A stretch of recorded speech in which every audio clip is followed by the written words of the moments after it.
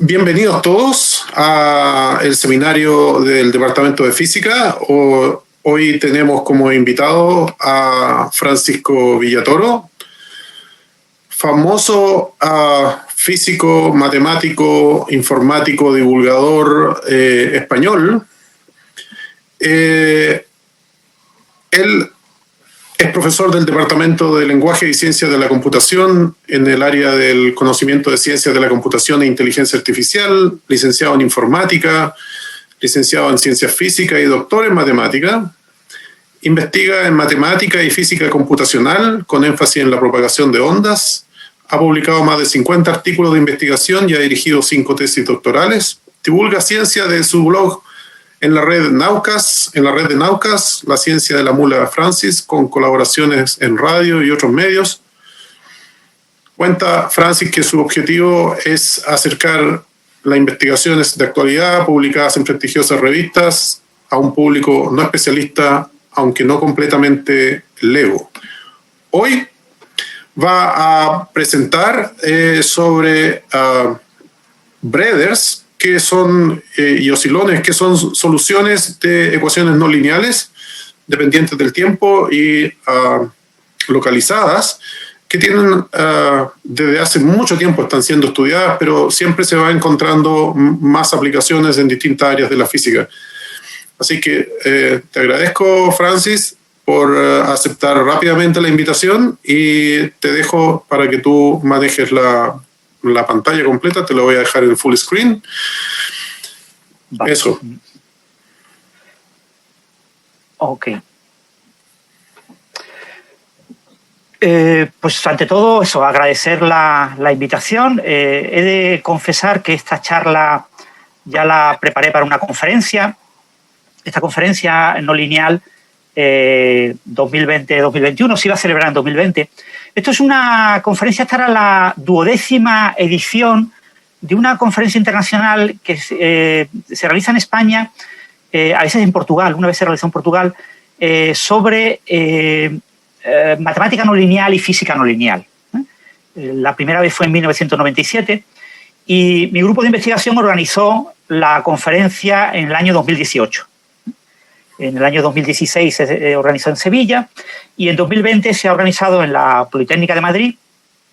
Lo que pasa es que, bueno, por la pandemia, pues ha sido este año 2021. Y ya me pidieron, como yo había sido el organizador de la charla de 2018, que diera una charla plenaria y además querían que fuera la charla plenaria final, la última del Congreso, y que fuera, a ser posible, divulgativa, ¿no? Pero divulgativa dirigida a los asistentes, que se supone que había muchos estudiantes de doctorado, pero también había muchos investigadores en este campo de las ondas no lineales. Yo decidí hablar del tema de breathers. Los breathers, la palabra breather es difícil de traducir al español. Una traducción sería, en medicina, por ejemplo, se traduce por respirador. Es como una solución que respira, una solución que oscila, que está más o menos localizada, como esta que tenéis aquí de péndulos, Veis que la oscilación va como respirando. Va haciendo como un ritmo de respiración. Los breathers, este tipo de solución, también puede ser móvil. Aquí tenemos un breather móvil que atraviesa a un breather estacionario. Y lo que ocurre con los breathers es que son un tipo de solución muy particular. Es una solución que se llama de 2 solitones. Tienes una ecuación que tiene que tener soluciones exactas de tipo solitón y que tiene que tener soluciones exactas con un número arbitrario de solitones. Claro, ese tipo de ecuaciones integrables son muy, muy excepcionales, aunque ya conocemos una gran familia de ecuaciones.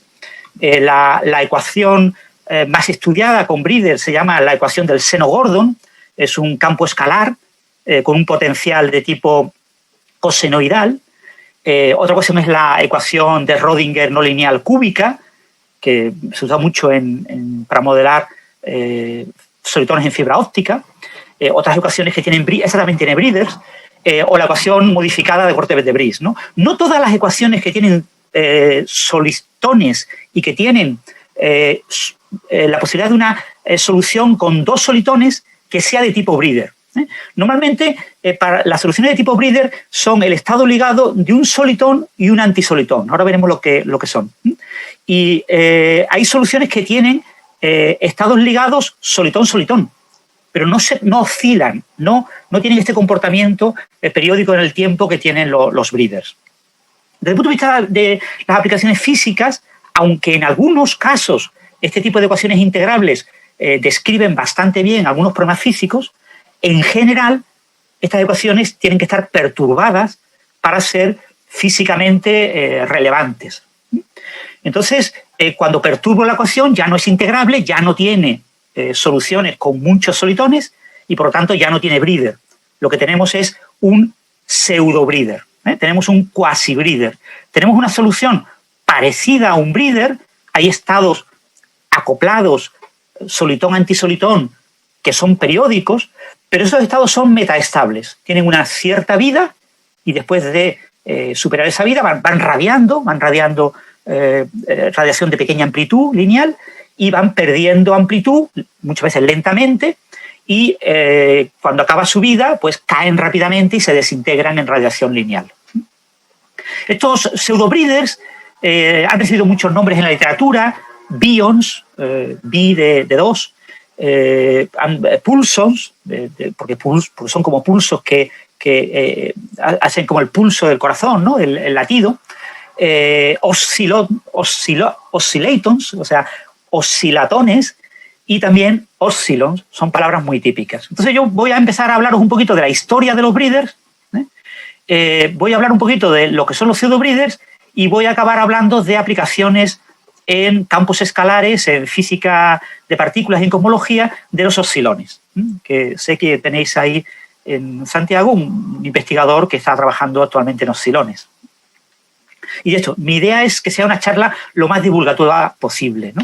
Lo que encendió la idea de que yo diera una charla sobre breeders fue un artículo en la revista Physics Today de 2004, con varios autores, con Campbell, David Campbell, con Sergei Flak y con Yuri Kishar. Yuri Kishar es una persona que publica una barbaridad, tiene más de 2.000 artículos publicados y es un monstruo, está en Australia. Y publicaron un artículo en el que llamaban odisea a el problema de determinar si la solución tipo breeder del modelo Phi4, el modelo Phi4 es una ecuación de Klein-Gordon con un potencial cuártico, polinomio cuártico, es un modelo estándar para estudiar este tipo de potenciales escalares. Por ejemplo, el potencial de Higgs es un potencial de este tipo, el potencial del campo de Higgs, de la partícula de Higgs. Y ellos mencionaban este problema, ¿no? Si existe o no el breeder, ¿no? Y fijaros que en 2004, cuando este problema ya se planteó alrededor de 1974, es decir, llevaban prácticamente 30 años debatiendo el problema. La verdad es que el problema ya estaba resuelto, ¿vale? Ya había soluciones a este problema anteriores, ahora vamos a contar, y ya se sabía que no existía el breeder de la Phi4. Pero, claro, aquí cuando se plantean esta pregunta se están preguntando por el pseudobreeder, ¿no? Si realmente hay un pseudobreeder útil desde el punto de vista de la física o de la tecnología que nos permita aprovechar pues, este tipo de soluciones oscilatorias que pueden ser muy interesantes en ciertas aplicaciones, ¿no? Pues esto ha sido como una especie de odisea durante mucho tiempo.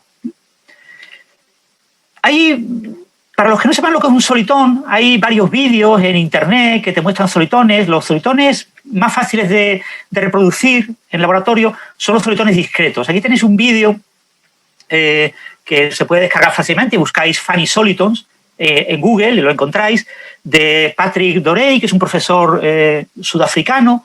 Esto es de un curso que impartió en el Instituto Africano de Ciencias Matemáticas de Muizenberg, en Sudáfrica. Aquí veis, estos son pinzas de la ropa y unos palillos unidos por una cuerda. Veis, aquí generan, doblando para este lado, van a generar un solitón, lo retienen aquí al final, y ahora genera un antisolitón, en el sentido contrario a lo que generó. El antisolitón se propaga, choca contra el solitón y se aniquilan. Y tenéis digamos, se ha descompuesto la solución de colisión solitón-antisolitón, en este caso se llama un kin-antikin, se ha descompuesto en radiación, que en este tipo de modelos sería una radiación de tipo fonones, ¿no? De radiación de pequeña amplitud. Esto es muy fácil de reproducir y tenéis muchos otros vídeos en YouTube, en Vimeo, de gente que ha reproducido esto en su casa, ¿vale? Aquí tenéis, por ejemplo, el problema típico en el que se observan este tipo de soluciones de tipo King. Son estos solitones que parece que aparecen en péndulos acoplados, en sistemas acoplados, en los que hay una especie como de rizo, por eso la palabra King. Fijaros aquí, parece una especie de rizo, ¿no? Y eso llevó a esta palabra. Y aquí veis, por ejemplo, el rizo. Esta foto me gusta, es el rizo de la nieve que ha caído de manera natural en un cable rígido. Y la nieve adquiere ese formato de tipo King. Por supuesto, esto es un King estático. Esto, una vez que se forma, no se mueve, pero bueno, es posible que si el cable fuera adecuado, quizá incluso se pudiera llegar a mover, ¿no? Pero este libro de Physics of Solitons presenta muchas fotos de ejemplos de este tipo de solitones, ¿no? El breeder de la ecuación de Sine-Gordon, la ecuación de Sine-Gordon es esta que tenéis aquí. Tenéis una ecuación de Klein-Gordon, segunda derivada en tiempo menos la velocidad al cuadrado. En aplicaciones físicas sería la velocidad de la luz al cuadrado. En aplicaciones tecnológicas, en ingeniería, sería la velocidad en el medio en el que se propaga la onda, ¿no? Que pues, en fibra óptica, etcétera, pues las ondas electromagnéticas no se propagan a la velocidad de la luz en el vacío, sino a una velocidad inferior, ¿no? Depende del índice de refracción, etcétera. Y tenéis el potencial. Este es el término no lineal, que es un seno. El potencial es la integral. Aquí lo que habría sería la derivada del potencial respecto a θ. El potencial sería la integral del seno, que es un coseno. Entonces, el potencial es un coseno que tiene máximos y mínimos, y entonces tienes soluciones lineales de baja amplitud, lo que equivaldría a fonones en un sistema mecánico, en cada uno de los mínimos. Hay un mínimo en la posición 0, en la posición 2pi, en menos 2pi, en 4pi, en menos 4pi, y también tienes los Kings, los solitones, son soluciones que conectan dos mínimos. Te conectan, por ejemplo, el mínimo en 0 con el mínimo en 2pi. Entonces, es una solución. Aquí tenéis la forma genérica, 4 por la cotangente de la exponencial. Esto es para esta ecuación, para la Sine-Gordon, la seno-Gordon. Z es que esta solución se puede mover, este King se mueve a una cierta velocidad, ¿no? Veis que la velocidad, aquí hay una transformada de Lorentz. Este es el factor de Lorentz. Y por tanto, V tiene que ser menor que C0. V está acotada por encima por la velocidad que sería equivalente a la velocidad de la luz, ¿no? Esto se volvería complejo y ya no habría una solución de este tipo. Esta es la solución de tipo King entre 0 y 2pi. Hay otro King entre el 2pi y 4pi. Hay otro King aquí debajo entre menos 2pi y 0, etc. Y este es el anti-King. La solución con el otro signo, cuando cambiamos aquí el signo positivo o negativo, tenemos un anti-King. Si el King se mueve en un sentido, el anti-King se mueve en el sentido contrario, ¿vale? En la ecuación de Sine-Gordon, el anti-King se mueve hacia la derecha, en esta flecha, y el King se mueve hacia atrás, se mueve hacia la izquierda, hacia menos infinito. Bien, hay muchos sistemas físicos en los que se puede observar este tipo de comportamiento. Aquí os dejo un breeder, una solución tipo breeder, pero en la superficie del agua de un lago. Este es un lago, el lago Wakatipu, en Nueva Zelanda. Esto viene de este libro de Eremenko, que tiene vídeos y fotografías y te explica un poco la física de estas ondas. Esto se describe mediante la ecuación no lineal de Rödinger cúbica, y esto sería el equivalente a un breeder. Básicamente aquí tiene como 3 máximos, y lo que oscila es la envolvente de la amplitud. La envolvente de esta estructura, que no es un paquete lineal, sino que es no lineal, esa envolvente oscila de arriba abajo. Y eso me da el comportamiento tipo breeder. Fijaros que se sabe que no son un paquete lineal fundamentalmente por su estabilidad. Fijaros lo robusta que es, que aquí debajo del agua hay un cambio en la topografía, en el fondo, un cambio brusco. Eso genera corrientes de agua que llegan a la superficie, que forman una especie como de barrera, como un dominio, una pared de dominio, ¿no? Un domain wall. Y esta solución, si fuera lineal, perecería al contactar con este dominio. Al propagarse alrededor de esto le robaría energía y se dispersaría y se perdería. Y como es un solitón, pues es robusto y mantiene su forma y su estructura, incluso superando este gran defecto que le está afectando. Así se podrían poner muchos otros ejemplos, no quiero entrar en muchos más ejemplos. Para la Saint-Gordon, la solución matemática de tipo Breeder es la que tenéis aquí, de nuevo el 4 por arco tangente, que es típico de las soluciones exactas de la Saint-Gordon, y aquí tenemos un cociente de una función que depende del tiempo y que oscila a la frecuencia omega 0. Omega 0 multiplicado por un coeficiente U.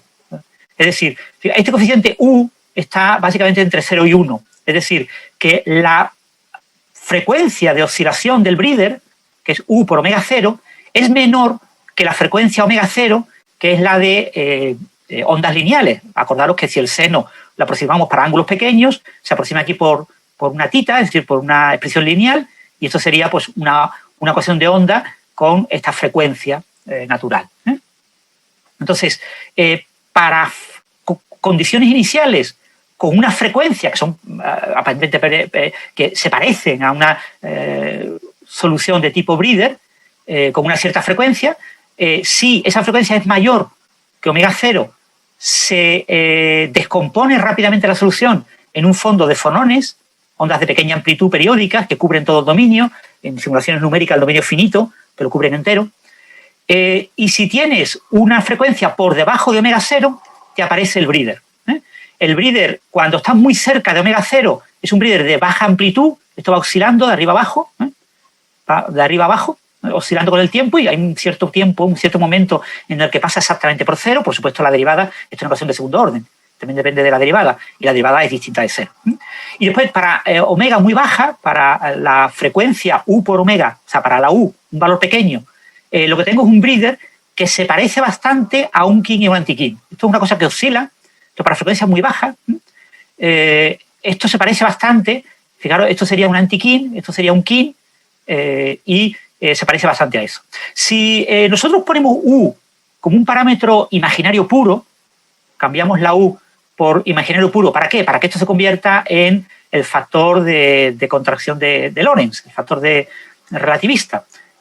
Al poner la U como imaginario puro, aparecería aquí un signo menos, el seno se convertiría en seno hiperbólico, y me cambiaría el arco tangente. Esta solución se convertiría en una solución de tipo colisión kin-antikin. Sería una solución, no es esta, pero esta es parecida a una solución kin-antikin. Tendría un kin, cuando es un breeder, esta amplitud máxima no llega a 2pi, o a menos 2pi, se queda un poquito antes. Cuando es un kin-antikin, esta amplitud máxima alcanza 2pi. Entonces tengo el antikin que se aproxima al kin, se desintegran, los dos chocan y llegan a un estado aparentemente nulo, pues la amplitud es nula pero la derivada no, y después de esta colisión, de esta interacción, se separa. El antikin continúa hacia menos infinito, el antikin venía por aquí y continúa con un cierto desfase, y el kin y el antikin en el sentido contrario. Y en general se puede demostrar matemáticamente, esta ecuación es integrable, lo que podemos construir una formulación matemática rigurosa de la solución genérica del problema de valores iniciales de esta ecuación, y podemos estudiar asintóticamente cómo es esa solución genérica, y observamos que se puede descomponer en una serie de modos lineales, un espectro continuo de modos lineales, que sería como una suma de fonones, una suma de solitones, aquí son kins y antikins, y una suma de breeders. Las soluciones con más de 2 solitones, soluciones con 3 solitones, con 4 solitones, se descomponen en solitones y en breeders. Es decir, que los breeders actúan como un tipo de solitón. Esto en las ecuaciones integrables, esto pasa también con la Schrödinger cúbica, con la de corte modificada, etc. Bueno, aquí tenía para que veáis el perfil de cómo cambia. Este es el perfil del breeder, pero cuando es móvil, el perfil va cambiando. ¿Veis que va cambiando? Como que la envolvente se va propagando, pero lo que hay dentro de la envolvente va modificándose. Y, por supuesto, un periodo de repetición, a cierta distancia se vuelve a repetir el mismo perfil. Esto es periódico. La historia de la ecuación de Saint-Gordon es muy antigua. Aunque los solitones aparecieron con ese nombre en 1965, el famoso artículo de Martin de Zabusky y de Kruskal, pero ya había aparecido la ecuación de Saint-Gordon en el campo de la geometría diferencial. En el campo de la geometría diferencial, a finales, la segunda mitad del siglo XIX, se determinó un sistema de ecuaciones para las coordenadas X, Y y Z que describe las superficies con cierta curvatura gaussiana. Y esa curvatura gaussiana, en el caso particular de que sea negativa y que sea constante, que no dependa de ningún parámetro, pues el sistema de ecuaciones de Gauss, Maynard y Codazzi se reduce básicamente a la ecuación de Saint-Gordon. Esta es la ecuación de Saint-Gordon. Esto sería la segunda derivada en U menos la segunda derivada en V. Si hacéis un cambio de variable natural aquí, ¿no? Un sistema de coordenadas relativista típico, un bus. Y veis que lo que actúa como curvatura gaussiana, kappa, es menos 1 partido ρ cuadrado. Entonces, esta ecuación servía, en aquella época, el primer autor que la descubrió fue Bohr en 1862, pero fue redescubierta por Bonnet en 1867, por Enneper en 1868 y por Bianchi en 1879. Y bueno, esta ecuación permitía describir estas superficies que son superficies de curvatura gaussiana negativa. La superficie más famosa es la pseudoesfera de Beltrami. Esto es un King, ¿vale? O sea, la solución de tipo King de la ecuación Saint-Gordon metida como solución geométrica se representa con esta estructura, ¿vale? Esta es la visualización del King como superficie de curvatura gaussiana constante negativa. Se llama la pseudoesfera de Beltrami. Lo que descubrió, lo más importante, lo más relevante de finales del siglo XIX en relación a esta ecuación es el descubrimiento de la transformación de Backlund. Albert Victor Backlund, en 1882, descubrió lo que podría ser una especie de principio de superposición no lineal. Era a partir de dos soluciones de la ecuación de Saint-Gordon, mediante esta fórmula matemática, él podía, usando unos parámetros, beta 1, beta 2, obtener una nueva solución. ¿Vale? Entonces, yo podía partir de una solución de vacío, es decir, una solución lineal de baja amplitud, y al aplicar la fórmula obtenía un King o un anti-King. Y si yo parto de un King y un anti-King, obtengo un breeder o una solución de tipo King-anti-King. Claro, en aquella época esto eran estructuras geométricas, es decir, yo combinaba una pseudoesfera de Beltrami con otra pseudoesfera de Beltrami y obtenía una nueva pseudoesfera. A esta se le llamaba superficies de Enneper, pseudoesferas de Enneper. Las de Enneper son en concreto, esta es la fórmula, no quiero entrar en detalles, pero para que veáis la fórmula, este libro lo detalla, este libro explica muy bien toda la geometría diferencial de esta ecuación y de ecuaciones similares, ¿no? Y bueno, aquí hay un parámetro, fijaros, esto es una especie de factor de Lorentz, y este D es un parámetro entre 0 y 1, pues cuando este parámetro es racional, es decir, un cociente de números enteros, aparece una solución de la ecuación de Saint-Gordon que es un breeder estático, estacionario, un breeder que no se mueve. Pues estas son las superficies asociadas a esos breeders estáticos, estacionarios. Veis que tienen pues, cierta belleza, ¿no? Cuando esto es un número real, es un número irracional, no es un cociente de enteros, lo que ocurre es que esta solución es un breeder móvil, es un breeder que se está moviendo a una cierta velocidad. Esta solución se despliega en todo el eje y tenemos una copia infinita en todo el eje, desde menos infinito hasta infinito, de esta superficie desplegada. No os he puesto ningún ejemplo porque son un poquito más feas de visualizar, pero en este libro tenéis varios ejemplos. Pero bueno, vosotros, la mayoría, estáis interesados en aplicaciones en física. La primera aplicación en física de la ecuación de Saint-Gordon es en realidad una versión discreta de dicha ecuación. Es el modelo de Frenkel-Kontorova, del modelo para la teoría de dislocación, para la propagación de defectos en un conjunto de péndulos acoplados que viven en un potencial. Tienes un conjunto de de una cadena de masas, de partículas, conectadas por una interacción lineal entre ellas, una interacción elástica, dada por un parámetro g. Están separadas por defecto en una distancia a sub 0 y se encuentran bajo un potencial de tipo seno o coseno, con una cierta distancia entre los pozos de potencial. Es un potencial periódico que simula pues, la estructura cristalina de un material, y estos serían pues, un conjunto de elementos en ese material. Bueno, pues la descripción usando las leyes de Newton del movimiento de la posición media en reposo, o sea, el movimiento respecto a la posición en reposo de cada una de las masas, pues tiene este comportamiento, que es el comportamiento clásico de una fuerza de interacción lineal, que depende solo de la distancia a los dos más cercanos, y el pozo de potencial es este seno de esta función. Veis que esto si lleváis esta ecuación al límite continuo, obtenéis la ecuación de Sine-Gordon. El límite continuo fue estudiado por el grupo de Seeger a principios de los 50. El artículo más famoso es este, pero ellos hicieron varios artículos a principios de los 50 estudiando el modelo continuo como aproximación a este modelo discreto, y redescubrieron varias de las propiedades que tenían de la geometría diferencial, pero ellos no sabían que esto había sido estudiado en detalle a finales del siglo XIX. Hay un libro de Kishar que os recomiendo si os interesan este tipo de modelos discretos, que está bastante bien, es bastante actual y os sitúa lo que sabemos sobre este tipo de modelos en la actualidad. Tiene unos 10 años el libro. Una de las cosas que tiene la ecuación de Frenkel-Kantorova, este modelo discreto, obviamente este modelo discreto no tiene breeders, los breeders son continuos, sino que tiene lo que se llaman breeders discretos. Por eso lo he puesto aquí entre comillas, ¿no? He puesto aquí las comillas porque en realidad sería un breeder discreto.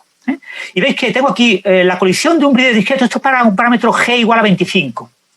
Para un parámetro g igual a 25, la ecuación de Sine-Gordon es una buena aproximación del comportamiento de esta red discreta, esta cadena discreta de partículas. Pero sin embargo está perturbada.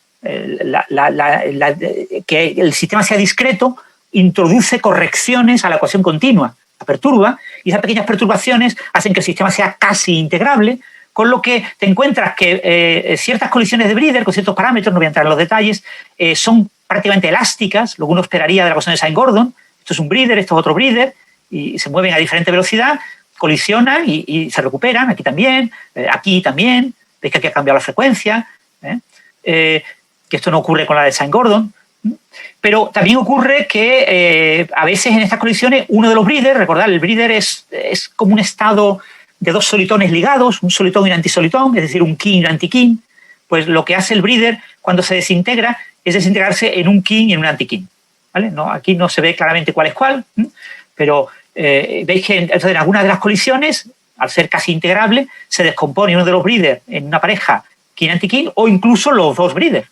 Los dos breeders colisionan y se descomponen en 4 solitones. Este tipo de soluciones de breeder discreto a Campbell y Peyrard en 1990 prefirieron llamarles con un nombre diferente a breeder, porque hasta entonces se les llamaba breeders discretos, y ellos decidieron llamarle estructuras coherentes espacialmente localizadas y periódicas en el tiempo. Hoy en día se prefiere el término ILM, modos localizados intrínsecos, o si queréis, modos intrínsecos localizados. ILM es el término. Pero ya os digo, en la literatura veréis mucho la palabra breeder discreto también.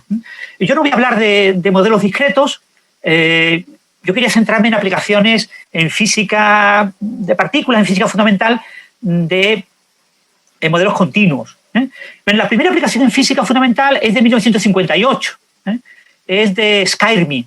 Es el modelo de Tony Skyrmy para aproximar la interacción de Yukawa y para describir, digamos, la interacción fuerte entre bariones, entre nucleones, mediada por piones. Acordar que Yukawa concibió un modelo por el que recibió el premio Nobel que trataba de explicar la fuerza atractiva que aparece entre el neutrón y el protón en los núcleos de los átomos, cómo el intercambio de unas partículas aún por descubrir, los piones, que más tarde pues, se descubrieron, ¿no? Ya en 1958 ya se habían descubierto.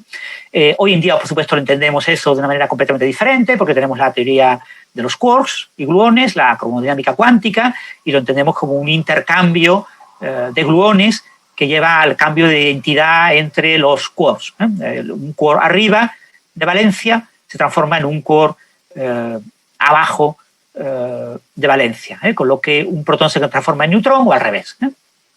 Entonces, la interacción, la fuerza atractiva entre nucleones en los núcleos es debida a una fuerza efectiva mediada por gluones. De hecho, la interacción neutrón-neutrón es repulsiva, por eso el dineutrón es muy difícil de obtener en el laboratorio, aunque hay una cierta evidencia de una partícula con 4 neutrones, pero no es muy fuerte la evidencia.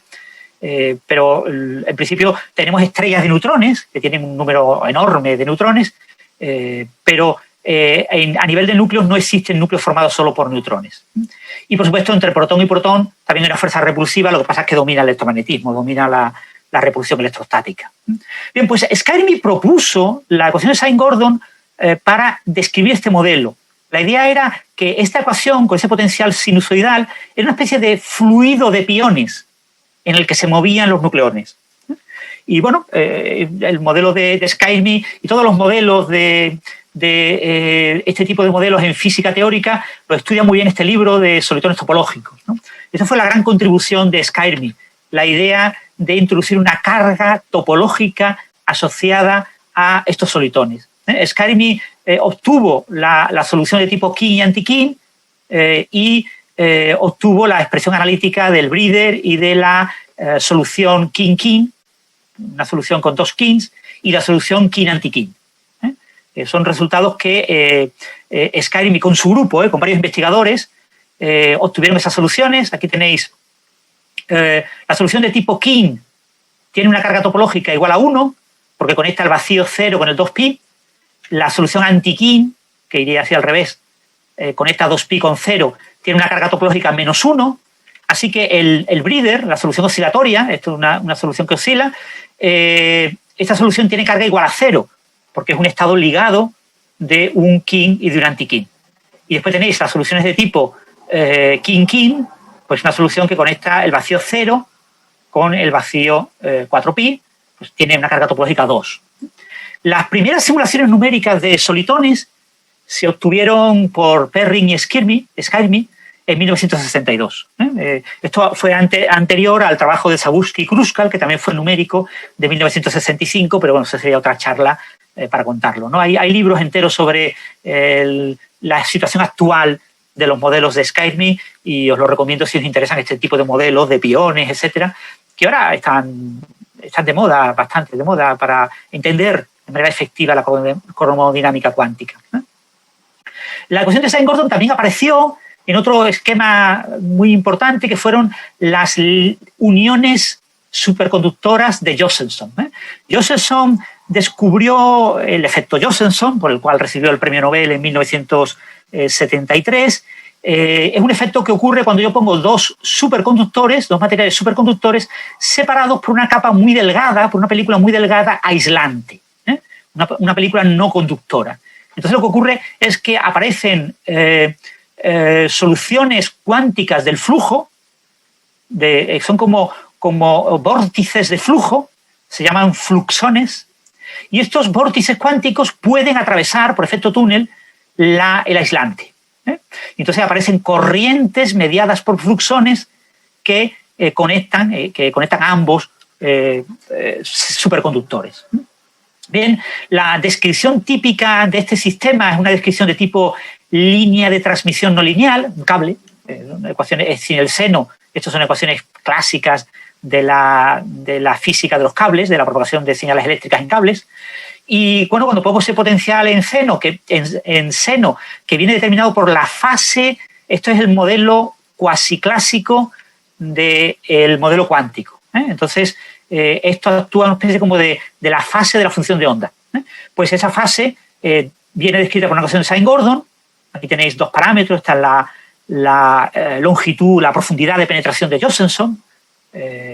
cuánto penetran los fluxones en el aislante, y la frecuencia omega es la frecuencia plasma asociada de Josephson, asociada a este efecto.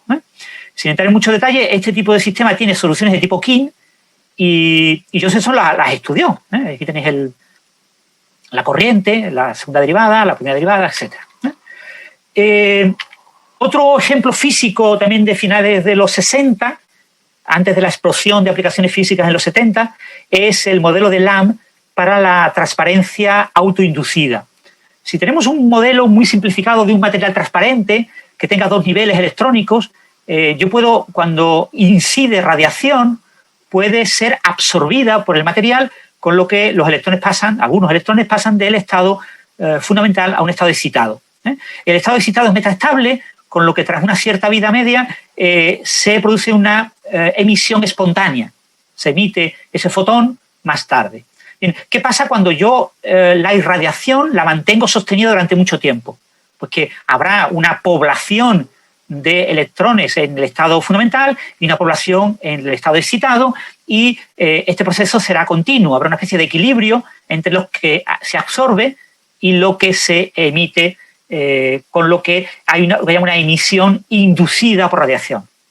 Y esa emisión inducida por radiación hace que el material, que a priori no era transparente porque absorbía la luz, aunque después la emitía, pues se convierte en un material transparente. Yo, este flujo continuo de luz, obtengo un flujo continuo de luz. Eso se llama transparencia autoinducida. Esto se puede, en los materiales reales tienen muchos niveles electrónicos, no solo dos, y bueno, pero para el modelo de dos niveles electrónicos, esto sería el campo eléctrico, esto sería la polarización. Bueno, en realidad es una polarización microscópica asociada a los niveles, pero bueno, una polarización, y N es la población de niveles. Digamos, determina el número, el porcentaje, la proporción de electrones en el estado fundamental respecto al estado excitado. Pues por leyes de conservación se tiene que cumplir esta relación, y esto nos lleva de manera natural a introducir una función trigonométrica, descrita por trigonométrica, seno al cuadrado, coseno al cuadrado igual a 1. Esa función es la integral del campo eléctrico y está descrita por una ecuación de Sine-Gordon, ¿no? Entonces, Lamb introdujo la ecuación de Sine-Gordon para describir la propagación de pulsos de luz ultracortos en un material transparente de este tipo, ¿vale? Un material que no es transparente, pero que cuando yo lo irradio de manera continua resulta ser transparente, ¿no? Por este fenómeno. Bueno, aquí tenéis en este libro, review, tenéis un capítulo dedicado específicamente a explicar este tipo de fenómenos que os puede venir bien si os interesa, ¿no? Y bueno, después ya hubo muchísimas más aplicaciones. No quiero enrollarme mucho más con aplicaciones de la ecuación de Sine-Gordon y de ecuaciones parecidas. Podríamos dedicarnos mucho tiempo. Una de las cosas que se observó a principios de los 70, cuando se empezaron a realizar simulaciones numéricas de las soluciones de la ecuación no lineal de Klein-Gordon. La ecuación de Klein-Gordon, aquí la he puesto lo igual a 1, y un potencial genérico. Tengo un potencial V, Sine-Gordon es un coseno, 1 menos coseno, pero aquí tengo un potencial genérico. Bueno, pues empezaron a estudiar diferentes ecuaciones. Una aproximación de Taylor, el modelo Phi4, tomar el desarrollo de este potencial hasta grado 4, o, por ejemplo, este modelo que es el modelo de la double Sine-Gordon, de la ecuación doble del seno Gordon. Esa ecuación tiene este término, que es el del seno Gordon, y este término que es como a la mitad, la frecuencia a la mitad. Bien, cuando se estudiaron ese tipo de ecuaciones, uno espera que el comportamiento sea parecido al de la Sine-Gordon. Lo que ocurre es que lo que uno observa en las simulaciones numéricas es que cuando uno colisiona un kin y un anti-kin, hay regiones en las que tras la colisión kin-anti-kin se obtiene un anti-kin-kin. ¿Veis que lo que venía por aquí continúa por aquí? Y lo que venía por aquí, esto es muy parecido a lo que ocurría con la Sine-Gordon. Lo que pasa es que veis aquí, no se ve muy bien, pero hay una pequeña radiación, ¿vale? Veis que esto no es completamente recto, hay como un cierto perfil ahí. Pero hay una serie de ventanas, hay una serie de regiones para la velocidad inicial del kin y el anti-kin. Es una colisión simétrica, uno tiene V, otro tiene menos V, en las que se produce un estado resonante, oscilatorio, que es un pseudo-breather. Es un estado muy parecido a un breather. Es decir, hay ciertas ventanas en las que aparece una solución de tipo breeder. Esta solución ha sido bautizada por mucha gente con diferentes nombres. Bion es un nombre típico, Poulson, depende del autor. Y había autores que usaban la palabra pseudo-breeder. Este tipo de soluciones también la vemos en el modelo Phi4. Esta es una representación. Aquí tengo la velocidad de entrada, la velocidad del kin-antikin. Es como lo que teníamos antes. El kin choca contra el antikin, viene el punto de choque es aquí, es esta línea que tenemos aquí. En esta línea se produce una bajada del kin-antikin hacia abajo y en lugar de aparecer el antikin-kin atrás, es decir, es esta bajada que tengo aquí, tengo la solución kin-antikin bajo y en lugar de llegar abajo y sacar un antikin-kin, lo que pasa es que bajo y subo, como ocurre aquí, bajo y subo, un cierto número de veces. ¿Vale? Hago subida y ocurre que en ciertas ventanas, en ciertas regiones, estas regiones en azul, se escapan el antikin y el kin, es decir, acabo teniendo una solución de ese tipo, y en ciertas regiones, solución de tipo oscilatorio, una solución como esta. Bien, pues es decir, la colisión, el scattering kin-antikin, solitón-antisolitón, produce un estado ligado solitón-antisolitón de Poulson, pseudo-breeder, como queréis llamarle, en ciertas regiones. Hay algunos sitios donde la vida de esta solución es muy corta. Cuando la vida de la solución es muy corta, oscila muy pocas veces y decae en una especie de radiación bastante caótica, que el comportamiento es muy, muy caótico y llega un momento en que decae toda la radiación en fonones, en radiación de pequeña amplitud. Pero lo sorprendente, lo que veían las simulaciones numéricas de los 70, de los finales de los 70, 1970, era que en algunos casos esta solución era extremadamente robusta, era extremadamente estable. Aquí tenéis un ejemplo, ¿vale? Este es el modelo Phi4, la ecuación Phi4, veis que esto es la aproximación del seno, y este es el potencial cuártico, sonará del campo de Higgs. Y bueno, esta tesis doctoral estudia los oscilones, está bastante bien esa tesis. Como una especie de ventanas, unas ventanas con un cierto fine-tuning, soluciones de muy alta estabilidad. Soluciones como esta, que son prácticamente indistinguibles de lo que uno esperaría de un breeder, porque prácticamente uno no nota que haya pérdida de energía. Hay durante muchos periodos, pero muchos periodos no son lo que hay aquí, que son como 20 periodos, sino pueden ser 10 a la 10 periodos, es decir, soluciones extremadamente robustas. Y esas soluciones pues planteaban desde el punto de vista numérico la posibilidad de que sí existiera un breeder, ¿vale? Que fuera una solución como muy, muy excepcional, muy de fine-tuning, pero que es de ajuste muy fino, pero que existiera, para ciertas condiciones iniciales muy apropiadas, que existiera un breeder para este modelo. Y eso planteó un problema. Por supuesto, los matemáticos decían que eso no podía ser, que eso era imposible, pero bueno, hay un artículo bastante famoso de un grupo liderado por Neve, el artículo de Dachen, Haslaker y Neve, del 75, hacía un desarrollo asintótico partiendo del breeder de la Sine-Gordon. Yo digo, esto lo puedo interpretar como una perturbación de la Sine-Gordon. He quitado el término en potencia quinta y los sucesivos. Entonces, si yo planteo que el parámetro que determina la amplitud es pequeño, es decir, estoy buscando un breeder de pequeña amplitud, yo hago un desarrollo asintótico de esta solución, pero en lugar de obtener, fijaros que el primer término va a ser epsilon por algo, ¿vale? Aquí lo tenéis, epsilon por algo. Esto es una cosa periódica y esto es un perfil de tipo pues secante hiperbólica, una especie de montañita, como la forma del breeder. Y después, fijaros que el primer término es cero, ¿vale? Una solución sobre cero. Bien, pues este desarrollo asintótico aproximaba muy bien las soluciones de tipo pseudo-breeder de la Phi4.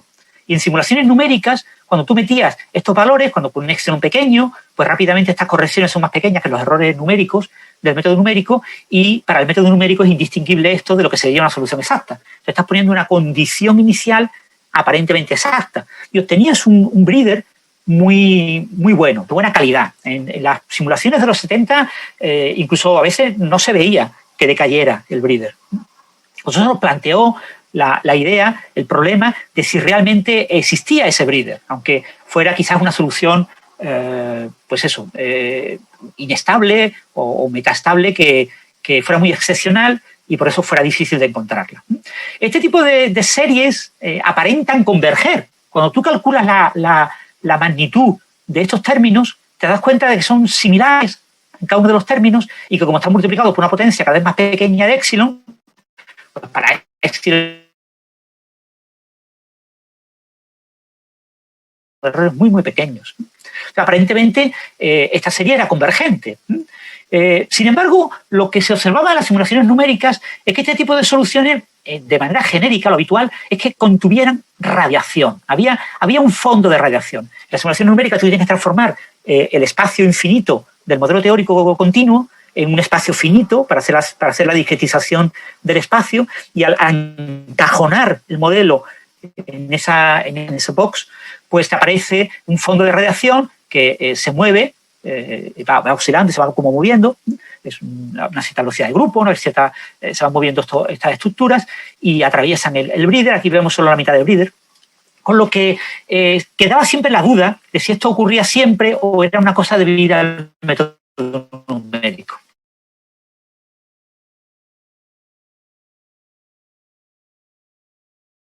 De Segur, se lo pidió a Segur y Segur, creo que fue Campbell que se lo pidió a Segur y Segur le pasó la pelota a Kruskal, y los dos lo que hicieron fue desarrollar una técnica de perturbaciones que se llama Beyond All Orders, más allá de todos los órdenes.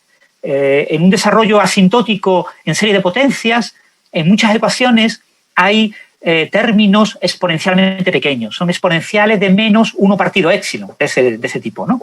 Este tipo de términos no son visibles en la serie de potencias. Cuando hacéis el desarrollo en serie de potencias, este término da 0. Pero este tipo de términos, si están multiplicados por una solución oscilatoria, conducen a un fondo de radiación oscilatorio. A eso lo bautizó Boyd como nanópteron. Entonces, el pseudobreeder de estas ecuaciones tiene un core, tiene un núcleo, es un núcleo parecido a un breeder de gran amplitud que oscila, que puede ser móvil, aquí lo hemos considerado estacionario, y sobre un fondo de nanopterones, un fondo de radiación. Y ese fondo de radiación, para las condiciones iniciales adecuadas, es de tan pequeña amplitud que, bueno, es una amplitud exponencialmente pequeña. Y al ser exponencialmente pequeña, pues es un nanóptero. A veces esto también ocurre con el kin y con el antikin, con los solitones, y se habla de wobbling, W-O-B-B-I-L-I-N-G, wobbling solitons, que son los solitones acompañados de ese fondito de radiación. Aquí tenéis un ejemplo de simulaciones. Boyd tiene un libro que está bastante bien, donde habla de todos estos desarrollos asintóticos. Si os interesan las perturbaciones beyond all orders, más allá de todos los órdenes, un tema muy, muy interesante. Y bueno, por si os interesa, aquí viene aplicado este tipo de problemas, ¿no? Y veis que esta es la mitad de la solución es simétrica, y tenemos aquí el pseudo-breeder oscilando y va radiando. Estos valores que veis ahí punteados y esta línea continua son valores muy, muy pequeños. No recuerdo los valores, pero eran del orden de diámetro menos 6 o algo así. Diámetro menos 6, diámetro menos 8, son valores muy pequeños para que se vea la radiación. La radiación es relativamente pequeña, aquí está amplificada, ¿no? Y veis que el pseudo-breeder radia. Conforme va radiando, suele ir creciendo su amplitud hasta que alcanza la frecuencia de corte, la frecuencia asociada a los modos lineales, y entonces decae, se desintegra en radiación lineal. Alcanza, digamos, la frecuencia en la que empieza la banda de fonones y decae en fonones.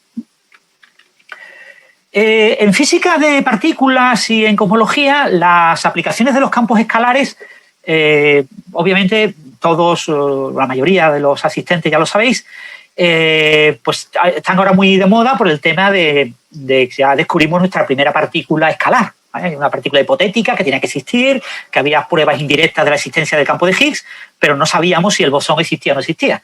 El campo de Higgs existe, sabemos que existe pues desde finales de los 70, por eso hubo un premio Nobel a los que usaron el campo de Higgs para demostrar la renombrabilidad de la interacción electrodébil, la interacción mediada por, o sea, las interacciones en las que intervienen neutrinos. Y ese premio Nobel se concedió fundamentalmente porque ya se sabía que existía el campo de Higgs, por pruebas indirectas. Las pruebas directas llegaron cuando se descubrieron los bosones W y Z, pero bueno, quedaba la gran incógnita si existía o no la partícula y se anunció, mejor dicho, en el año 2012. Los campos de tipo Higgs, el campo de Higgs ha abierto en física la posibilidad de que existan otros campos de Higgs. Los modelos de gran unificación, la mayor parte de los modelos de física teórica predicen la existencia de más de una partícula escalar, con lo que debería haber otros escalares y bueno, esos otros escalares podrían tener pseudo-breeders y podría haber una solución de tipo breeder oscilatoria asociada a esos escalares que diera lugar a objetos de interés astrofísico. Una propuesta muy curiosa son las llamadas estrellas de acciones. Las estrellas de acciones son, sabéis que la interacción cromodinámica, la interacción fuerte entre quarks y gluones, pues cuando uno observa experimentalmente el momento dipolar eléctrico del neutrón, uno observa que no es medible, no hemos sido capaces de medirlo, es muy pequeño, tenemos límites para ese valor, pero desde el punto de vista de las ecuaciones de la cromodinámica cuántica tendría que ser un valor razonable. Es decir, entonces tenemos un problema. Tenemos un problema y para resolver ese problema se llama el problema CP fuerte. Y ese problema hay varias soluciones propuestas. La solución más bonita, la que me parece a mí más elegante, es la de 1977 de Helen Quinn y Roberto Pesci, que es un mecanismo que propone la existencia de un campo que se descubrió, Wilset y otros investigadores descubrieron que tenía que dar lugar a una partícula, un bosón de Nambu-Goldstone, un bosón pseudoescalar, y entre comillas parecido al Higgs, como ya muchos sabéis. Y esa partícula pues la estamos buscando, tiene muy poca masa. Sabemos que el mecanismo de Pesci y Quinn, solo ese mecanismo no es suficiente, es decir, el acción predicho por ello ya está descartado, se descartó a principios de los 80, pero a principios de los 80 se propuso la existencia de partículas de tipo acción. Y las partículas de tipo acción pues ya tienes como 20 órdenes de magnitud en masa donde pueden estar y no hemos sido capaces de explorarlas. Las estamos explorando con diferentes instrumentos, SCAS en el CERN, una especie de telescopio solar que trata de ver las acciones solares. El Sol debería emitir acciones y con campos magnéticos pues detectar fotones producidos por la interacción de esas acciones con los fotones del campo magnético interior en estos telescopios, ¿no? Entonces, las acciones se describen por un campo escalar y ese campo escalar tiene soluciones de tipo pseudo-breeder, con lo que podrían ser relevantes objetos formados por acciones a nivel astrofísico. Por ejemplo, estrellas de acciones. En cosmología también, sabéis todos, obviamente, la teoría del Big Bang moderna pues, requiere inflación cósmica, es decir, el Big Bang surge tras el recalentamiento, tras la finalización de la inflación cósmica. Y la inflación cósmica se puede explicar de muchas maneras, pero la manera estándar que más se estudia y que más propuestas tiene, más de 200 potenciales diferentes, es proponer un campo escalar. Existe un campo escalar nuevo, el inflatón, que acoplado a la gravedad, puede ser un acoplamiento mínimo, puede ser un acoplamiento a través de la curvatura, no mínimo, etcétera. Hay muchas opciones, hay muchas variantes, muchos modelos de potencial y ese potencial podría tener soluciones de tipo breeder que fueran relevantes desde el punto de vista cosmológico. Darían lugar a ciertos defectos a escala cósmica que podrían detectarse con ciertas anomalías, deformaciones del espectro de cuerpo negro del CMB. Como sabéis, el CMB siempre se dice que se produjo a los 380.000 años, pero en realidad los fotones que vemos son fotones producidos entre los menos de 200.000 años hasta esos 380.000 años. Entonces, cuando podamos ver esa diferenciación entre fotones de diferentes épocas, podremos ver, eso se podrá ver probablemente en unos 20 años, cuando haya telescopios espaciales específicos para buscar ese fenómeno, que se han propuesto y se lanzarán probablemente en la década de 2030, pues probablemente se buscarán este tipo de señas que ya se han calculado en el CMB debido a este tipo de objetos de tipo pseudo-breeder del infratón. Así que se ha estudiado bastante el tema de estos pseudo-breeders que últimamente en física, en cosmología y en física de astropartículas se les suele llamar oscilons. Es el nombre que se suele usar, aunque yo os digo, a los que hemos trabajado en pseudo-breeder, pues nos sigue gustando el término pseudo-breeder. Es un artículo de 2020 en JCAP, y aquí para diferentes potenciales se estudia hay aproximaciones analíticas para la vida media del breeder, el número de periodos que oscila el breeder. Aquí está parametrizado este tangente hiperbólica, pues es este potencial. Esto es una asíntota horizontal, ¿vale? Es un valor constante en infinito, y baja aquí, tiene el mínimo y continúa, tiene un único mínimo. Estos otros potenciales son potenciales abiertos, ¿vale? Que van hacia infinito más lentamente o más rápidamente.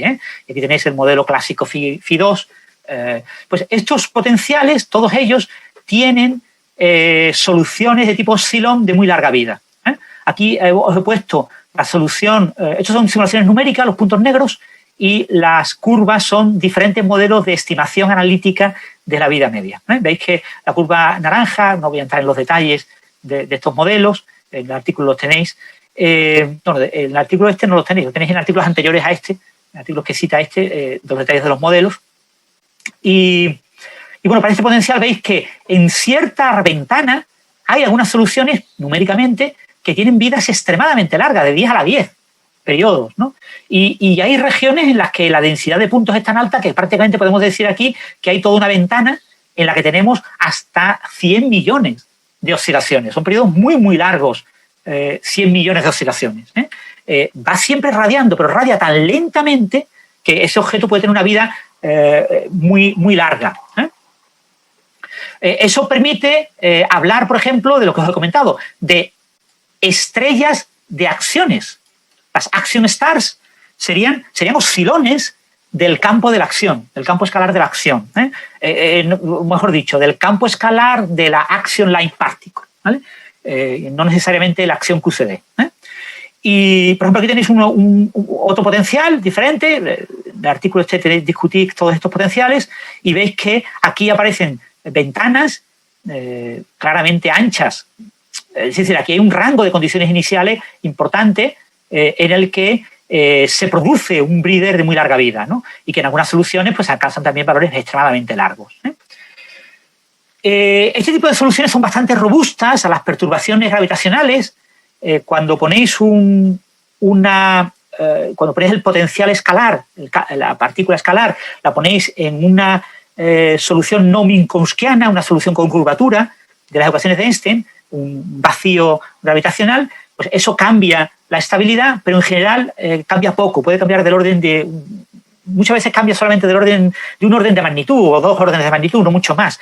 Con lo que si tienes una solución que es estable, por ejemplo, 10 a la 18 ciclos, que eso puede equivaler pues, a escala cosmológica para las estrellas de acciones, podría ser equivalente a unos 10 a la 17 años. Es decir, que el campo de la acción podría haber dado lugar a estrellas de acciones primordiales cuando se desacopla del resto de la materia ese campo, y esas estrellas podrían tener una vida más larga que nuestro universo. Recordad que nuestro universo tiene 13.000 millones, casi 14.000 millones de años, es decir, pues del orden de 10 a la 10 años. Entonces estamos hablando de 7 órdenes de magnitud por encima. Este tipo de soluciones de tan larga vida se suelen obtener ajustando con fine-tuning, un ajuste fino, los potenciales. Yo puedo utilizar una técnica de optimización. Tenéis un artículo que os comenta esta técnica de potenciales cuadráticos frustrados, pero bueno, parten de un potencial cuadrático. No voy a entrar en los detalles, pero hay una manera, digamos, de tailor-made, ¿no? De hacer y fabricar un potencial que tenga una vida muy larga. Los fenómenos que hacen que el pseudo-breeder se desintegre fundamentalmente son dos. Uno se llama autointerferencia destructiva y otro se llama desacoplo geométrico. Y bueno, conociendo esos mecanismos, podemos diseñar el potencial para minimizar estos efectos. Y yo os digo, cuando ponemos el campo escalar en una métrica, en un espacio-tiempo curvo, pues tengo que acoplar el campo escalar al lagrangiano de la materia, del campo escalar le sumo el lagrangiano gravitacional de Einstein y se suele hablar de oscillatons. En lugar de hablar de oscillons, se suele hablar de oscillatons. Me gusta más el término oscillaton que oscillon. No voy a dar los detalles, pero también habría esta oscillaton star, y también en estos potenciales también hay algunos que tienen vidas muy, muy largas, ¿no? A mí el término oscillon no me gusta, yo prefiero llamarle pseudo-breather, porque el término oscillon ya se usó por la gente que trabaja en ecuaciones de reacción-difusión. En ecuaciones de reacción-difusión son las ecuaciones que explican los patrones de Turing. Los patrones de Turing son, por ejemplo, los que explican las manchas de los animales, por ejemplo, del tigre, las rayas del tigre, o el patrón del guepardo o del leopardo, o patrones, por ejemplo, en la distribución de vegetación en ciertos desiertos. Esos patrones de Turing, cuando yo los fuerzo periódicamente a la ecuación de reacción-difusión, le pongo un forzamiento periódico, lo que aparece es un patrón de Turing oscilatorio. Y a los patrones de Turing oscilatorios se les llama oscillons. Con lo que el término oscillon se utiliza tanto para los pseudo-breathers como para estos patrones. El artículo más famoso de oscillons es este artículo que se publicó en la revista Nature en el año 1996. El artículo lo tenéis aquí. Y era en una placa oscilatoria, en una base oscilatoria, se pusieron granos de, no recuerdo qué material era, y al vibrar esos granos se producían estos montículos, parecía toda una distribución de montículos, aparecían muchos montículos, un patrón de montículos, y esos montículos todos se movían de esta manera. Veis que suben hacia arriba y hacia abajo como un breather. En las simulaciones numéricas a nivel de partículas, que son las que veis aquí, este es el comportamiento. Lo que pasa, ya os digo, esto es una imagen del vídeo, y en los artículos lo que pasa es que solo tenían imágenes, no tenía imágenes estáticas, no tenían vídeos. El vídeo estaba en la página web y desapareció, lo quitaron, me costó trabajo encontrarlo.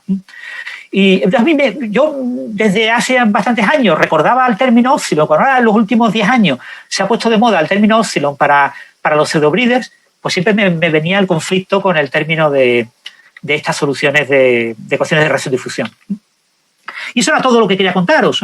Quería un poco contaros que existen estos pseudo-breathers, que tienen aplicaciones en cosmología, en física de partículas, y que tienen una historia bastante bonita. Son las ecuaciones integrables que tienen un breather exacto, son muy, muy interesantes para estudiar, y no solo ellas, sino también las soluciones que no tienen un breather exacto, pero que tienen un breather perturbado, un pseudo-breather, que, aunque radie, puede tener aplicaciones tecnológicas, ¿no? Nosotros hacemos cosillas con breathers y pseudo-breathers en superredes que llamamos superredes de grafeno, una estructura en la que nos aparecen este tipo de ecuaciones, y nosotros lo estudiamos, intentamos ver si hay aplicaciones tecnológicas claras para esos objetos, para estas soluciones.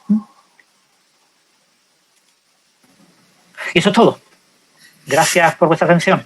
Muchas gracias. Muchas gracias, Francis.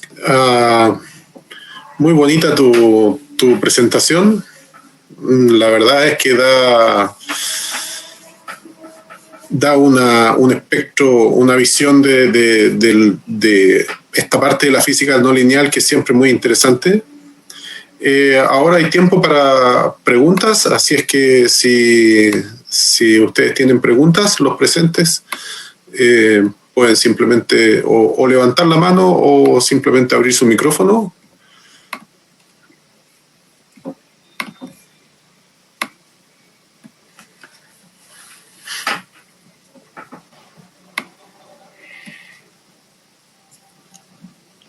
Algo que... Mijail, disculpa, Mijail. Dale. Gracias. Francisco, yo tengo un par de preguntas. Una pregunta Está conocido que soluciones multisolitónicas para ecuación de Korteweg-de-Vries es posible generar por aplicación de transformación de Darboux a partícula libre. Y mi pregunta es cómo existe, por otro lado, relación íntima entre transformaciones de Bäcklund y Darboux.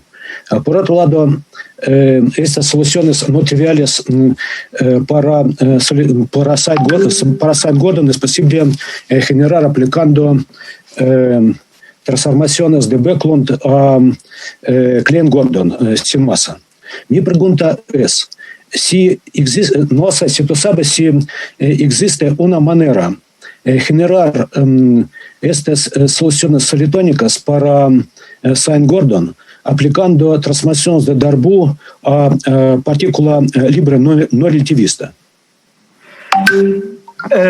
Pues ahora mismo yo creo que sí. Yo creo que en el libro este de Rogers, de Darboux Transformation, Bäcklund Transformations, ellos conectan las transformaciones de Darboux con las de Bäcklund y las aplican. Yo creo que sí, que existen, pero no te lo puedo asegurar. No te puedo asegurar que lo haya leído y que esté absolutamente seguro de que se puede hacer. Lo que sí pasa es que la Korteweg-de-Vries no tiene el concepto de antisolitón, solo tiene el concepto de solitón, con lo que la Korteweg-de-Vries tú tienes soluciones de n solitones, pero no tienes soluciones de tipo breeder. No hay un breeder en la Korteweg-de-Vries. Sí, sí, pero en ecuación de Korteweg-de-Vries modificada es posible construir soluciones algo parecido a breeders. No exactamente, pero de tipo, por lo menos soluciones de tipo de antisolitones. Algo parecido. Sí, aparecen en la modificada, sí. Y otra pregunta. Tú mencionaste estas soluciones de tipo breeders para teoría Φ4. Y mi pregunta es, pero por otro lado, sabemos que no son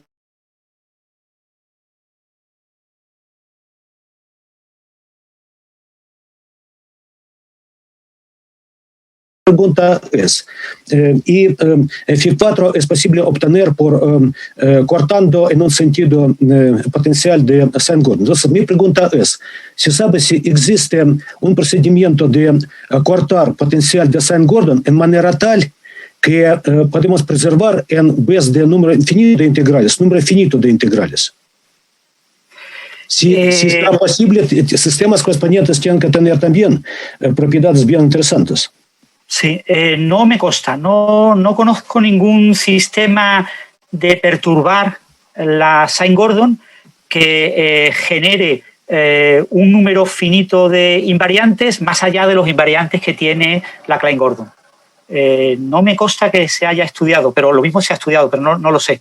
En principio, la Sine-Gordon, cuando la perturbas, claro, las ecuaciones integrales tipo Sine-Gordon, Korteweg, etcétera, forman unas familias infinitas de ecuaciones. Sí, ahí lo llaman los operadores de Lax, que te permiten construir esta ecuación, pero además te permiten construir una familia infinita de ecuaciones. Todas esas familias infinitas, todas ellas son integrables, y entonces tú lo que puedes es tratar de perturbar alguna de esas ecuaciones de la familia, con lo que pero que me conste, con la Sine-Gordon no recuerdo, no me consta que haya habido un trabajo que estudie la posibilidad de descubrir una perturbación, una modificación de la Sine-Gordon que garantice que se conservan un número finito de invariantes más allá de los de la Klein-Gordon. Eso no me consta. Porque en este contexto que tú dices, por otro lado, Φ4 también tiene simetría de Lorentz como Sine-Gordon, sí. Pero me parece que, yo como entiendo, puede ser que estoy equivocado, pero parece que no tiene otros integrales no triviales. Puede ser que tiene algo no local, no lo sé, pero... Sí, exactamente. En principio, y de hecho hay varios estudios sobre la posibilidad de invariantes no locales y descartan amplias familias de invariantes no locales. O sea, no se descarta absolutamente que no exista algún invariante no local por descubrir, pero sí hay varios artículos publicados descartando bastantes familias bastante naturales, ¿no? Entonces, en principio solamente tiene el invariante asociado a la masa, al momento y a la energía. Sí. Muchas gracias. No tiene más invariantes. Muchas gracias. Ok, veo que está Jorge Díaz. Así es que, Jorge, primero saludo y dale con tu pregunta. Hola, gracias. Hola, Francisco. Gracias. Tremenda presentación para alguien completamente ignorante en el tema.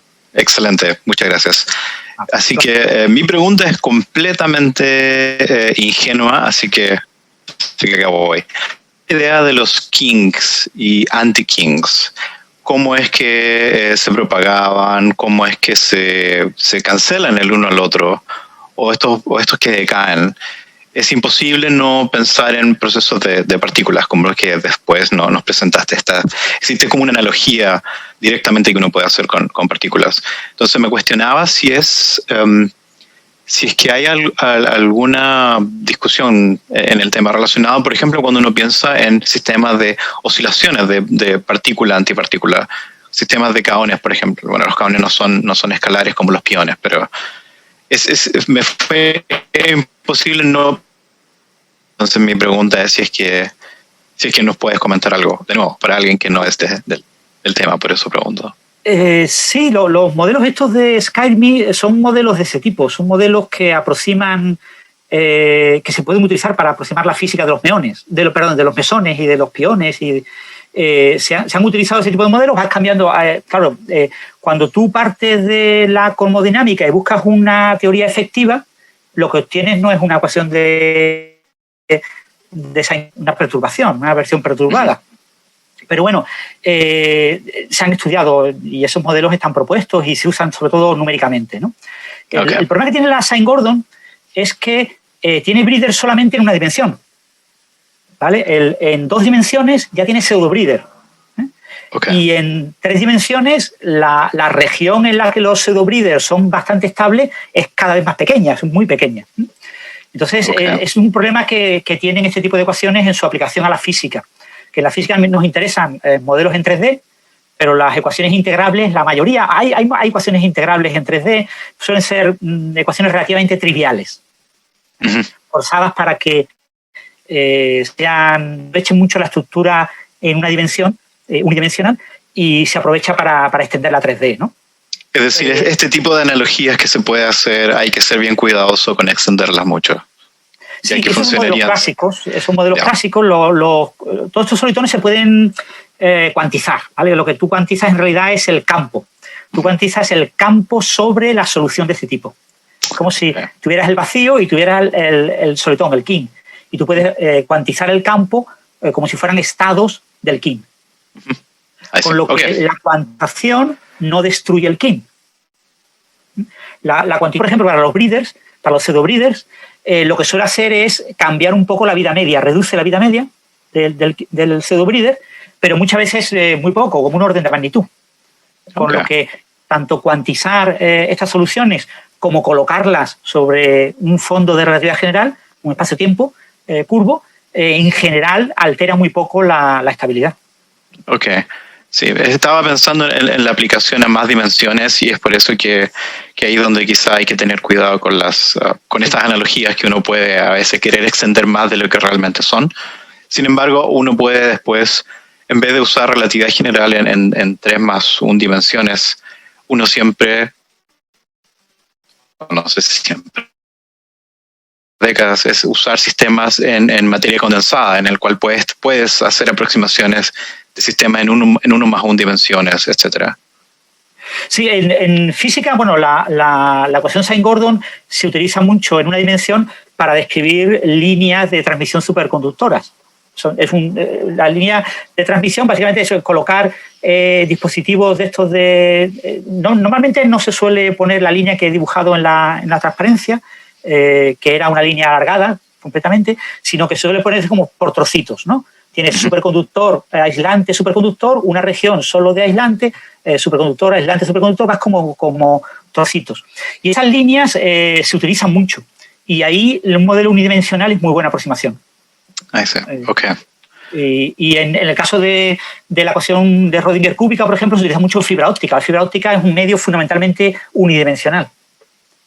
Entonces, claro, la luz tiene dos polarizaciones, entonces tienes que coger dos ecuaciones acopladas y ya pierdes un poco la integrabilidad. Pero cuando trabajas en una fibra de suficiente calidad para que no tenga birrefringencia y la señal que propaga básicamente es un solitón.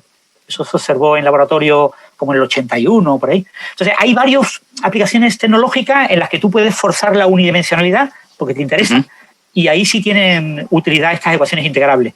Para el resto de las cosas, tienes ya que quedarte con lo casi integrable. Claro. Todas las herramientas analíticas para resolver estas ecuaciones integrables te permiten aproximar muy bien las perturbaciones de la ecuación. Y ahí desarrollo, tú tienes las funciones base, son como los automodos con los que desarrollas la solución general de la ecuación de Stein-Gordon, los puedes utilizar para desarrollar la corrección a una solución de la Stein-Gordon debido a una perturbación. Sí, suena como teoría de perturbaciones, claro. Sí, es teoría de perturbaciones, como si trabajaras con diagramas de Feynman. Y vas añadiendo perturbaciones y ahí se están obteniendo resultados muy buenos. Lo que pasa es que claramente cuando metes perturbaciones, analíticamente se te sale de las manos y tienes que utilizar métodos numéricos, ¿no? Te parecen integrales y como se hace con los diagramas de Feynman. Tienes que acabar utilizando métodos Monte Carlo, algún tema que te aproxime. Pero el tener ecuaciones casi integrables y las ecuaciones en 3D son casi integrables. Ok. ¿Vale? Es como si tuvieras proyectar a la solución 1D en el mundo 3D y buscaras una perturbación de esa solución. Entonces, un KIM, por ejemplo, sería una especie de pared de dominio. Que en un modelo cosmológico podría ser, pues eso, un objeto astrofísico como las cuerdas cósmicas, o las paredes de dominio son objetos que se han propuesto y que se están buscando. Ok. Gracias, Francisco. Tú pasaste muy interesante. Yo tengo una pregunta más o menos en la dirección que acabas de decir justo. Aplicación no solamente a estrella, digamos, sino que a nivel astrofísico, sino que a nivel cosmológico ya. Tratar de modelar nuestro propio universo en esta dirección. Sí, ahí se han propuesto cosas muy curiosas, ¿no? Incluso he llegado a leer alguna propuesta para resolver el problema de la constante de Hubble. Como sabéis, hay ahora mismo una polémica, una especie de tensión entre las medidas locales y las medidas cosmológicas. Y entonces la manera de resolver el problema, en mi opinión personal, es un problema de medida, de errores sistemáticos en la medida, utilizando la calibración de las cefeidas y de las supernovas 1A utilizando cefeidas, ¿no? Que me parece que por ahí puede estar el error, aunque los que lo lideran dicen que no, que ahí no está. Pero una manera de arreglar el asunto es que haya física que no estamos teniendo en cuenta en la evolución desde la producción del CMB, del fondo cósmico de microondas, hasta el momento actual.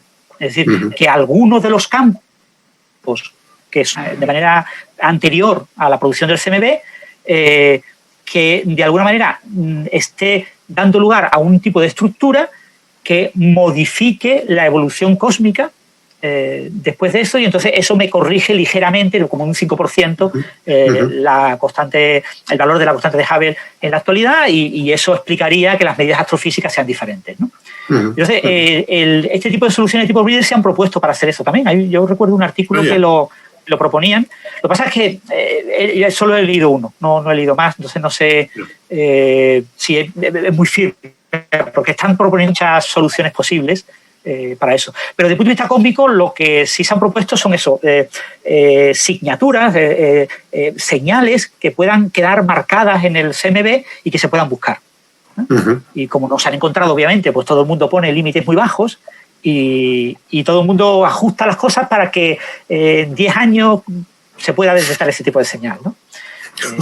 Ya veremos pero que en cualquier momento se detecta, porque esto es así. En la física tú tienes que arriesgarte a proponer la idea y, claro, quizás lo más natural es que sean de muy baja amplitud y no se vean nunca, pero como la precisión que estamos alcanzando a nivel cosmológico es tremenda, yo creo que aparecerán cosas. Vamos a ver. Tengo una pregunta. Mijail, tú tienes tu mano levantada, pero no sé si quedó de la pregunta anterior. Mijail. La bajó. Entonces, quizás la última pregunta, Andrea Schmesane, ¿tiene una pregunta? Sí, hola. Había mostrado una diapositiva en donde hablaba de los oscilones. Había una fotito, creo que era la anterior a esa, en donde se refirió a... habló de radiación, que por lo que entendí, que quizás estos pseudo-breeders o breeders interactuaban, y habló de radiación y después dijo hasta alcanzar una radiación lineal. Entonces mi pregunta es, ¿a qué se refiere con ese término? Sí, buena pregunta. Quizás lo tenía que explicar. La radiación lineal son los fonones. O sea, la radiación de pequeña amplitud viene descrita por la linealización de la ecuación no lineal. Ya. O sea, la ecuación no lineal para señal de pequeña amplitud, aunque se han propuesto algunos modelos de potenciales que no son linealizables, que no tienen un término lineal. ¿No? El potencial phi4, por ejemplo, pues es, puse la referencia, menos phi más phi al cubo.